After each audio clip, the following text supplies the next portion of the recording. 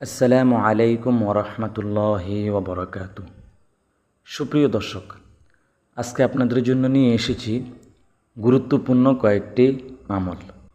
Number 1, প্রত্যেক ওযুর পর কালিমায়ে শাহাদাত পাঠ করুন।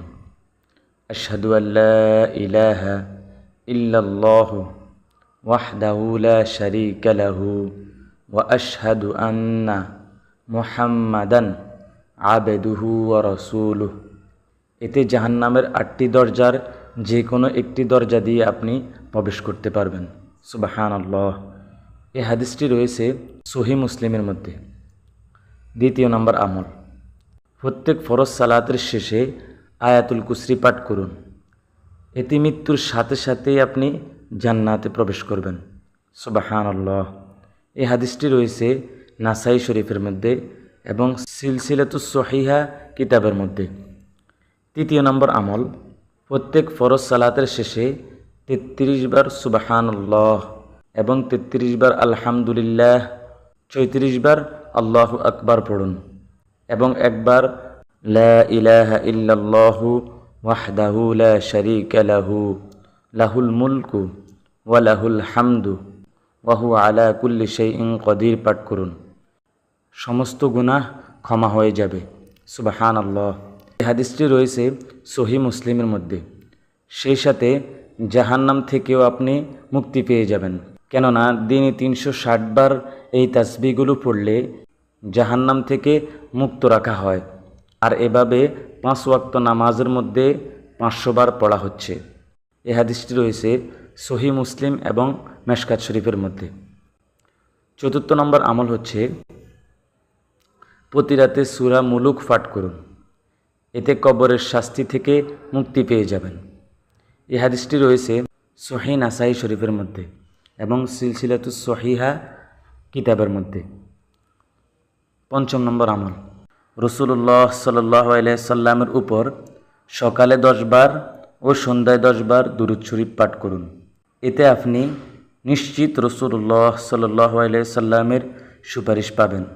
সুবহানাল্লাহ। এই হাদিসটি রয়েছে তবরানী শরীফের মধ্যে। 6 নম্বর আমল হচ্ছে সকালে 100 বার ও বিকালে 100 বার সুবহানাল্লাহিল আযীম ওয়া বিহামদিহি পড়লে সৃষ্টিকুলের সমস্ত মানুষ থেকে বেশি মর্যাদা দেওয়া হবে। সুবহানাল্লাহ। এই হাদিসটি রয়েছে আবু দাউদ শরীফের মধ্যে। হযরত জাবের রাদিয়াল্লাহু তাআলা আনহু থেকে বর্ণিত, হযরত রাসূলুল্লাহ সাল্লাল্লাহু আলাইহি ওয়াসাল্লাম ইরশাদ করেছেন, যে ব্যক্তি সুবহানাল্লাহিল আযীম ওয়া বিহামদিহি পাঠ করে তার জন্য জান্নাতে একটি খেজুর গাছ রোপণ করা হয়। সুবহানাল্লাহ। এই হাদিসটি রয়েছে তিরমিজি শরীফের মধ্যে।